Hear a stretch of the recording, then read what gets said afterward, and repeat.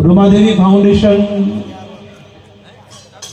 Trust के आज की इस भजन संध्या का वाणी उत्सव के इस कार्यक्रम में हम सभी के मध्य में विराजमान सभी पूज्य महापुरुषों के चरणों में पांचला महंत जी, खेड़ापा महंत जी, राष्ट्रीय स्वयंसेवक संघ के हम सभी के आदर्श और जिनकी प्रेरणा से हमारा जीवन चलता है, ऐसे क्षेत्रीय प्रचारक माननीय निमाराम निवास साहब के चरणों में मैं प्रणाम करता हूं। रुमा देवी जी को विशेष रूप से प्रणाम कि आपने एक ऐसा कार्य किया है जो इतिहास के पन्नों में लिखा जाएगा। मेरे सामने जितने भी लोग बैठे हैं उसमें से अधिकांश लोग इस वाणी उत्सव के खुद इस मंच पर अपनी प्रस्तुति देने वाले लोग हैं। अपने आप में 22 साल का मेरा भी जीवन का ये सफर रहा, पर मैंने ये दृश्य आज से पहले कभी नहीं देखा। मैं इतना अभिभूत हूं, मुझे लगता है कि शायद कोई गंधर्व उस लोक से इस लोक पर उतर कर आकर शिव शक्ति धाम में विराजमान हो गए हैं। ऐसे आपके हंसते खिलखिलाते चेहरे, एक बार खुद के लिए तालियां बजाइए जोरदार।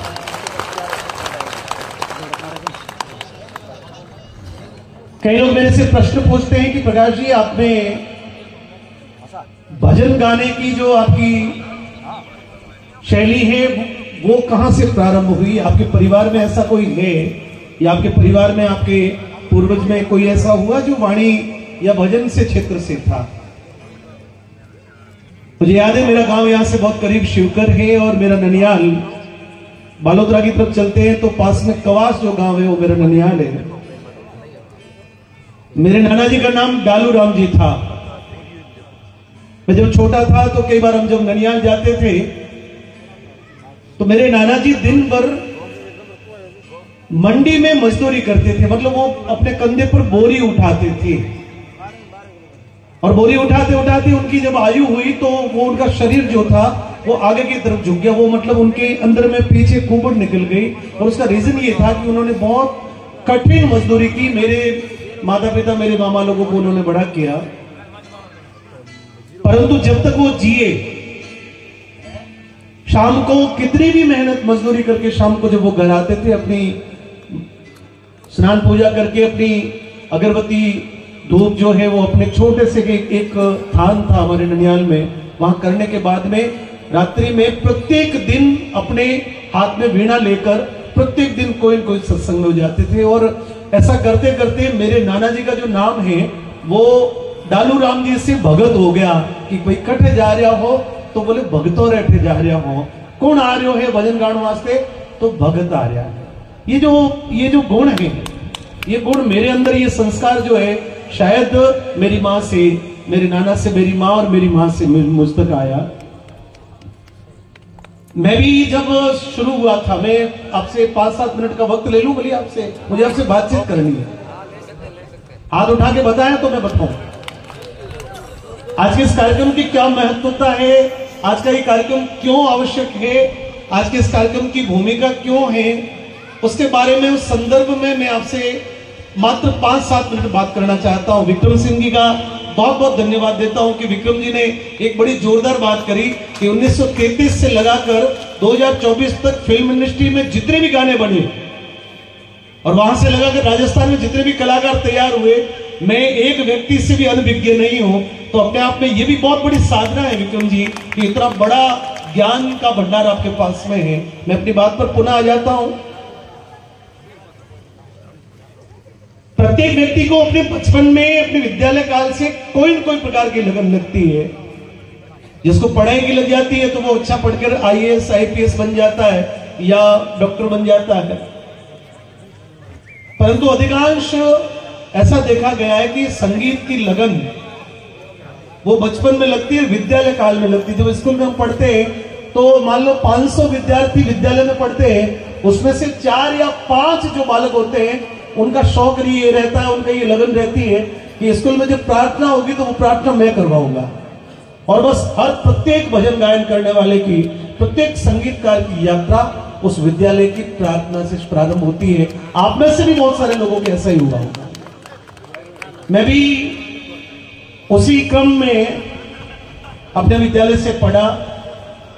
मेरे पिताजी मुझे पढ़ाना चाहते थे और उनका एक सपना था कि मेरा बेटा जो है पढ़ के कुछ करे। लेकिन मित्रों, आपको मैं निवेदन करना चाहता हूं, मैं बहुत सारे इंटरव्यू में भी कह चुका हूं कि मैं जब 8वीं क्लास में आया तो मैं रात्रि में 11 बजे अपने घर की, मेरे वो घर में दीवार बड़ी नहीं थी, छीने लगती थी पहले, तो छीने फांद के मेरे माता पिता जब सो जाते थे तो मैं रात्रि को वो दीवार फांद के आस पड़ोस में जहां भी सत्संग होती वहां चला जाता था।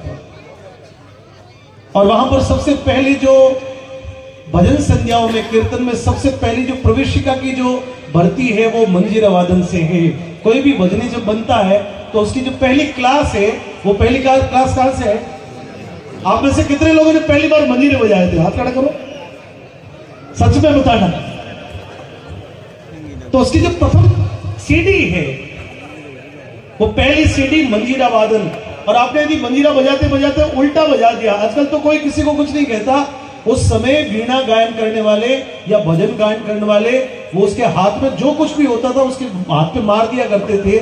मतलब ये एक अनुशासन होता था कि यदि तुम सीख रहे हो तो विधिवत और ठीक से सीखो, यदि तुम विधिवत नहीं सीख पाए तो आगे जीवन में कुछ नहीं कर पाओगे। ये परंपरा है, ये तरीका है। मैं भी इसी प्रकार से वाणी, पहला भजन मैंने वस्तु अमोलक दी मारा सतगुरु, भली सुनाई बाता, काम क्रोध में कैद कर राखो और मार लोभ ने लाता। आगे क्या है? जुग में गुरु समान नहीं दाता। ये भजन मैंने पहला भजन सीखा और उसके बाद में रुचि बढ़ती गई तो हम इस क्षेत्र में आ गए। मेरे पिताजी के बहुत अनिच्छा के आगे भी मैं इसमें बढ़ता था और हमने इसको व्यवसाय के रूप में अपना लिया क्योंकि उसके अलावा हमारे पास कोई रास्ता नहीं था।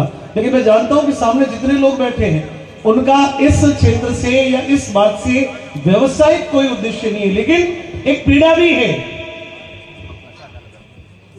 कि भजन गाने वाला व्यक्ति दिन भर मजदूरी करता, शाम को कहीं सत्संग में जाता, रात भर का उजागा हो जाता, सुबह आके सो जाता, तो दूसरे तीसरे दिन उसकी जो पत्नी है वो चिल्लाने लग जाती कि तुम यदि भजनों में जाते हो, मजदूरी नहीं करोगे तो इन बच्चों को कैसे पालोगे। और मैं उस समय को भी देखा हूं, जब कोई भजन गाने के लिए जाता था तो उसको 1-2 पायली 5 पायली अनाज, 11 रुपए, थोड़ा सा घी तेल, उसके अलावा कुछ होता नहीं था। मैं अभी रुमा जी को पूछ रहा था, मैंने कहा रुमा जी ख्याल क्यों आया? तो रुमा जी ने कहा कि मुझे लगता है कि मैं इस मंच पर मेरे जितने भी लोग आए, जब गाएंगे, आजकल मीडिया का जमाना है, सोशल मीडिया पर जब लोग इसको देखेंगे तो इन लोगों को बुलाया जाएगा और उसके कारण से एक तो कला का जो है, इस वाणी का संरक्षण होगा, उसके साथ साथ में उनके परिवारों का भी संरक्षण होगा। ये अपने आप में एक ईश्वरीय कार्य है और उस ईश्वरीय कार्य को जितना सुंदर तरीके से ये फाउंडेशन ट्रस्ट कर रहा है, अपने आप में देखिए डूंगरपुरी जी महाराज की वाणी है, मूल मंडाण सहज धुन लागी, प्रेम ज्योत प्रकाशा, और गुरु जी रा वचन हृदय रे माय राखो। तो ये अब उस भजन को आपने अर्थाया होगा, उस भजन का अर्थ जाना होगा। मैंने उस भजन को बहुत करीब से, उसके ऊपर बहुत सारा विश्लेषण उस भजन पर शोध किया है। एक पूरा जीवन उस भजन में खप जाता है साहब। व्यक्ति मेडिकल में आज करोड़ों लाखों रुपए व्यक्ति खर्च कर जाता है, आदमी बीमार हो जाता है, ब्लड प्रेशर का शिकारी हो जाता है, आदमी बीपी का, शुगर का पेशेंट हो जाता है।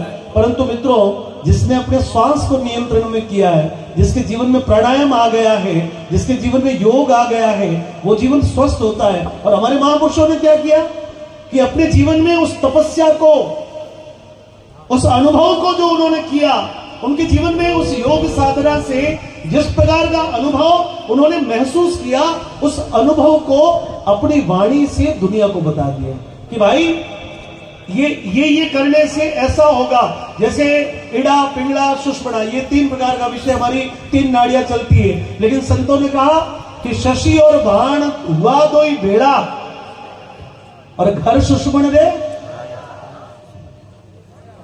आपारो कलश अमीरस भरियो, पीवत पीवत पाया। तो अब यदि मैं सामान्य दुनिया को इस विषय को कहूंगा, बोलेगा आई डोंट नो, मैं नहीं जानता ये आपने क्या कह दिया।